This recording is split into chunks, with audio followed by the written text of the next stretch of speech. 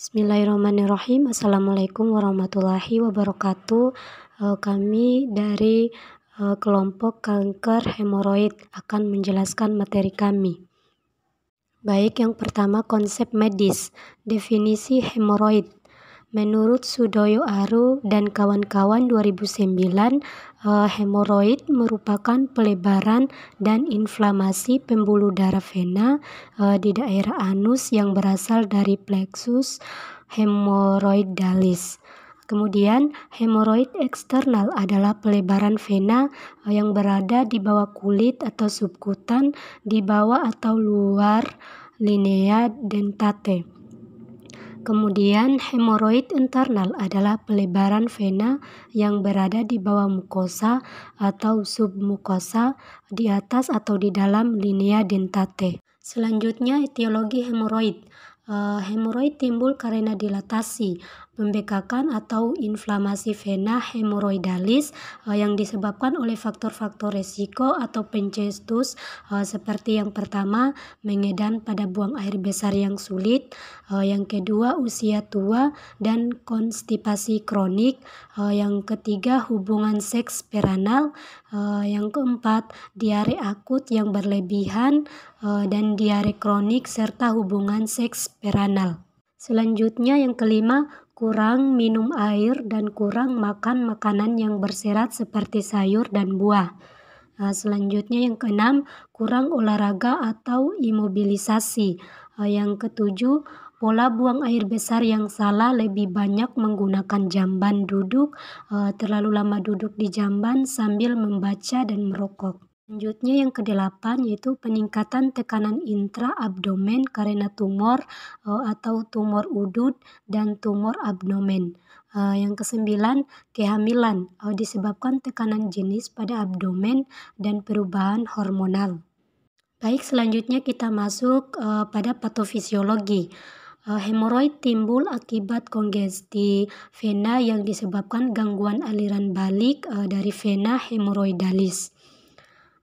Kantung-kantung vena yang lebar menonjol ke dalam saluran anus dan rektum, terjadi trombosis, ulserasi, pendarahan, dan nyeri. Pendarahan umumnya terjadi akibat trauma oleh fases yang keras. Darah yang keluar yang berwarna merah segar meskipun berasal dari vena karena kaya akan asam. Selanjutnya kita masuk dalam tahap klasifikasi. Tahap klasifikasi dibagi menjadi 4 derajat, yaitu derajat pertama, pembesaran hemoroid yang tidak prolaps keluar kanal anus, hanya dapat dilihat dengan anorektoskop. Derajat yang kedua, pembesaran hemoroid yang prolaps dan menghilang atau masuk sendiri ke dalam anus secara spontan. Derajat yang ketiga, pembesaran hemoroid yang propas dapat masuk lagi ke dalam anus dengan bantuan dorongan jari. Derajat yang keempat, prolaps hemoroid yang permanen, rentan dan cenderung untuk mengalami trombosis dan infark. Selanjutnya masuk di tahap manifestasi klinis, yaitu yang pertama timbul rasa gatal dan nyeri, yang kedua pendarahan berwarna merah terang saat defekasi, yang ketiga pembekakan pada area anus, yang keempat nekrosis pada area sekitar anus, yang terakhir perdarahan atau prolaps. Selanjutnya kita masuk pada tahap pemeriksaan penunjang, di mana pemeriksaan penunjang ini dibagi menjadi 3 pemeriksaan, yaitu pemeriksaan yang pertama, pemeriksaan kolok dubur, yaitu diperlukan untuk menyingkirkan kemungkinan karsinoma rektum. Yang kedua, anoskop. Diperlukan untuk melihat hemoroid internal yang tidak menonjol keluar. Selanjutnya yang ketiga, proktosigmodiskopi, yaitu untuk memastikan bahwa keluhan bukan disebabkan oleh sebab radang atau proses keganasan di tingkat yang lebih tinggi. Selanjutnya kita masuk pada tahap B, yaitu konsep ASKEP. Konsep ASKEP itu dibagi menjadi 3 tahap, yaitu pengkajian, diagnosa, dan intervensi. Kemudian pada tahap pengkajian dibagi menjadi 2, yaitu identitas pasien dan riwayat kesehatan. Di mana identitas pasien itu yaitu meliputi nama pasien, tempat tanggal lahir, usia, status perkawinan, pekerjaan, jumlah anak, agama, alamat, jenis kelamin, pendidikan terakhir, asal suku bangsa, tanggal masuk rumah sakit, nomor rekam medik, nama orang tua, serta pekerjaan orang tua. Selanjutnya kita masuk tahap riwayat kesehatan. Riwayat kesehatan yang pertama yaitu keluhan utama. Keluhan utama pada pasien post hemoroidektomi biasanya mengalami keluhan utama berupa rasa nyeri hebat pada bagian anusnya akibat tindakan pembedahan. Yang kedua, riwayat penyakit keluarga. Hemoroid bukanlah suatu penyakit menular, tetapi dapat dipengaruhi oleh faktor keturunan. Selanjutnya kita masuk tahap ketiga, yaitu riwayat penyakit sekarang. Riwayat penyakit sekarang berupa yang pertama, pasien mengeluh BAB keras, tidak teratur, dan bila mengedan terasa nyeri. Yang kedua, perdarahan pada waktu defekasi berwarna merah segar disertai pengeluaran lendir. Yang ketiga, terasa gatal pada anus. Yang keempat, pasien mengeluh adanya varises atau hemoroid yang keluar dari anus saat defekasi. Yang terakhir, pasien yang varises berat tidak dapat memasuki sendiri secara spontan, tetapi harus didorong kembali, sedangkan varises sedang bisa masuk sendiri. Untuk yang tidak dapat masuk, maka akan terjadi pembekakan dan kemerahan pada anus. Pemeriksaan umum. Pemeriksaan umum berupa tanda-tanda vital. Yang kedua, tekanan darah dengan satuan milimeter hemoglobin atau mmHg. Yang selanjutnya nadi, pernapasan, dan suhu. Selanjutnya kita masuk pada pemeriksaan fisik. Pemeriksaan fisik dilakukan dengan menggunakan metode atau teknik P.E atau physical examination yang terdiri dari yang pertama, perkusi, di mana perkusi itu adalah pemeriksaan yang dapat Anda lakukan atau kita dengan mengetuk dengan tujuan untuk membandingkan kiri dan kanan pada setiap daerah permukaan tubuh yang menghasilkan suara. Yang kedua, palpasi. Palpasi yaitu suatu teknik yang dapat kita lakukan dengan menggunakan indera peraba.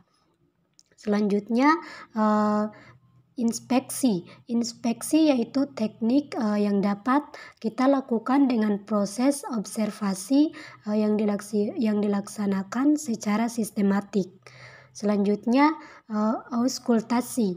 Auskultasi adalah pemeriksaan yang dapat kita lakukan dengan mendengarkan suara yang dihasilkan oleh tubuh dengan menggunakan stetoskop. Selanjutnya kita masuk pada tahap pencegahan.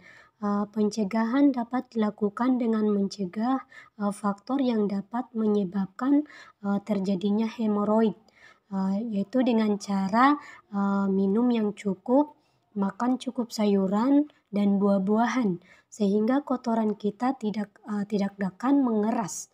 Kebiasaan malas minum tidak hanya akan membuat hemoroid.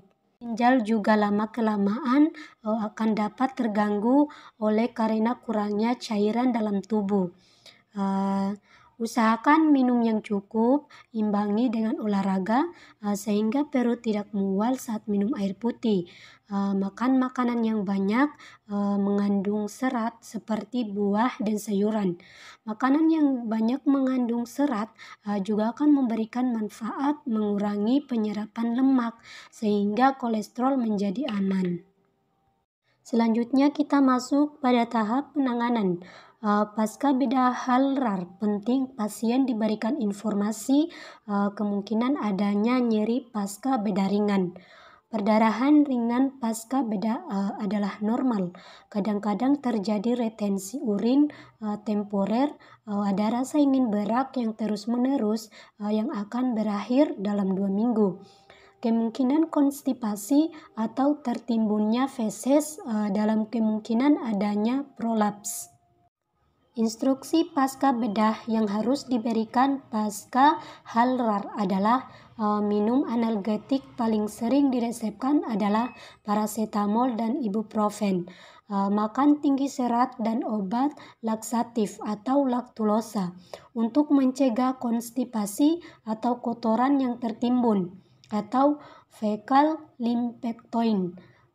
Rendam air hangat untuk mengurangi rasa sakit, jaga agar area anus tetap bersih.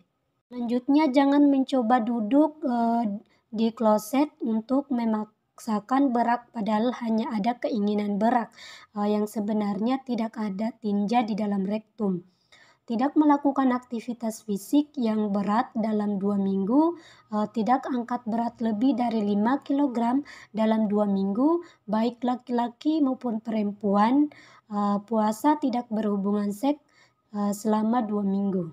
Selanjutnya kita masuk pada tahap konsep ASCEP diagnosa, yaitu yang pertama, nyeri akut berhubungan dengan iritasi, tekanan, dan sensitivitas pada area rektal atau anal sekunder akibat penyakit anorektal dan spasme sphincter pada paksa operatif. Yang kedua, intoleransi aktivitas. Yang ketiga, gangguan rasa nyaman. Yang keempat, resiko infeksi. Yang kelima, konstipasi berhubungan dengan mengabaikan dorongan untuk defekasi akibat nyeri selama eliminasi. Yang terakhir, ansietas berhubungan dengan rencana pembedahan dan rasa malu. Selanjutnya kita masuk pada tahap intervensi. Yang pertama, diagnosa nyeri akut. Yang pertama, perubahan tekanan darah. Yang kedua, perilaku distraksi atau misalnya berjalan mundar-mandir, mencari orang lain dan atau aktivitas lain. Yang ketiga, mengekspresikan perilaku misalnya gelisah, merengek, menangis. Yang keempat, sikap melindungi area nyeri. Yang kelima, fokus menyempit, misalnya gangguan persepsi nyeri, hambatan proses berpikir menurun, interaksi dengan orang lingkungan. Yang keenam, perubahan posisi untuk menghindari nyeri. Yang ketujuh, sikap untuk melindungi. Yang kedelapan, gangguan tidur yang berhubungan agen cedera misalnya biologis, zat kimia, fisik, psikologis. ASCEP yang kedua yaitu intoleransi aktivitas. Yang pertama, respon frekuensi jantung abnormal terhadap aktivitas. Yang kedua, perubahan EKG yang mencerminkan iskemia.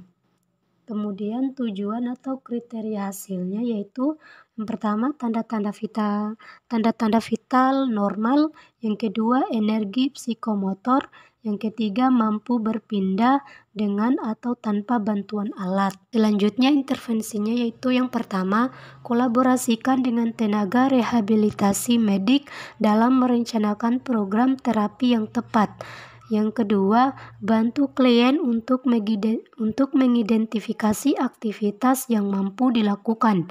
Yang ketiga, bantu untuk memilih aktivitas konsisten yang sesuai dengan kemampuan fisik, psikologis, dan sosial. Yang keempat, bantu untuk mengidentifikasi dan mendapatkan sumber yang diperlukan untuk aktivitas yang diinginkan. Yang kelima, bantu pasien atau keluarga untuk mengidentifikasi kekurangan dalam beraktivitas. Selanjutnya, sediakan penguatan positif bagi yang aktif beraktivitas. Bantu pasien untuk mengembangkan motivasi diri dan penguatan. Yang terakhir, monitor respon fisik, emosi, sosial, dan spiritual. Keperawatan yang ketiga yaitu gangguan rasa nyaman atau ansietas. Yang pertama, gangguan pola tidur. Yang kedua, ketidakmampuan untuk rileks. Yang ketiga, merintih. Yang keempat, melapor perasaan tidak nyaman. Yang kelima, melapor kurang puas dengan keadaan. Yang keenam, gelisah. Yang ketujuh, berkeluh kesah. Yang kedelapan, melaporkan rasa gatal. Adapun faktor yang berhubungan yaitu gejala kurang privasi. Yang ketiga, efek samping terkait terapi atau misalnya medikasi, radiasi. Kemudian selanjutnya tujuan atau kriteria hasilnya yaitu yang pertama, mampu mengontrol kecemasan. Selanjutnya, status lingkungan yang nyaman. Yang selanjutnya, mengontrol nyeri. Keempat, kualitas tidur dan istirahat adekuat. Selanjutnya, agresi, pengendalian diri. Kemudian intervensinya yaitu yang pertama, gunakan pendekatan yang menenangkan. Kedua, jelaskan semua prosedur dan apa yang dirasakan selama prosedur. Yang ketiga, memahami perspektif pasien terhadap situasi stres. Yang keempat, temani pasien untuk memberikan kenyamanan dan mengurangi takut. Yang kelima, dorong keluarga untuk menemani anak atau pasien. Kemudian aspek yang keempat yaitu resiko infeksi. Yang pertama, kerusakan integritas kulit atau pemasangan kateter intravena, prosedur invasif. Yang kedua, perubahan sekresi pH. Yang ketiga, trauma jaringan, misalnya trauma destruksi jaringan. Kemudian tujuan atau kriteria hasilnya yaitu yang pertama, klien bebas dari tanda dan gejala infeksi. Yang kedua, mendeskripsikan proses penularan penyakit, faktor yang mempengaruhi penularan serta penata laksanaannya. Yang ketiga, menunjukkan kemampuan untuk mencegah timbulnya infeksi, menunjukkan perilaku sehat. Kemudian intervensinya yaitu pertama, bersihkan lingkungan setelah dipakai pasien lain. Yang kedua, batasi pengunjung bila perlu. Yang ketiga, cuci tangan setiap sebelum dan sesudah tindakan keperawatan. Yang keempat, berikan terapi antibiotik bila perlu, infection protection atau proteksi terhadap infeksi. Yang kelima, ajarkan pasien cara menghindari infeksi. Terakhir, laporkan kecurigaan infeksi.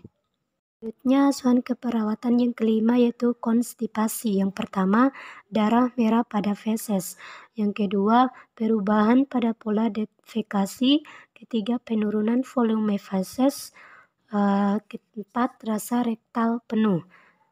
Yang kelima, rasa tekanan rektal. Adapun kriteria hasilnya yaitu mempertahankan bentuk feses. Yang kedua, lunak setiap 1-3 hari. Yang ketiga, bebas dari ketidaknyamanan dan konstipasi. Yang keempat, feses lunak dan berbentuk. Adapun intervensinya yaitu yang pertama, monitor tanda dan gejala konstipasi. Yang kedua, monitor feses atau frekuensi, konsistensi, dan volume. Yang ketiga, identifikasi faktor penyebab dan kontribusi konstipasi. Yang keempat, anjurkan pasien atau keluarga pada penggunaan yang tepat dari obat pencair. Selanjutnya, keenam, ansietas. Yang pertama, penurunan produktivitas. Yang kedua, gerakan interlavan. Yang ketiga gelisah, yang keempat agitas, yang kelima tampak waspada. Adapun tujuan atau kriteria hasilnya yaitu yang pertama klien mampu mengidentifikasi dan mengungkapkan gejala cemas. Yang kedua mengidentifikasi, mengungkapkan dan menunjukkan teknik untuk mengontrol emosi. Yang ketiga postur tubuh, wajah, bahasa tubuh, dan tingkat aktivitas menunjukkan berkurangnya kecemasan. Adapun intervensinya yaitu yang pertama, gunakan pendekatan yang menenangkan. Yang kedua, nyatakan dengan jelas harapan terhadap perilaku pasien. Yang ketiga, temani perspektif pasien terhadap situasi stres. Yang keempat, dorong pasien untuk mengungkapkan perasaan ketakutan, persepsi. Yang kelima, berikan obat untuk mengurangi kecemasan.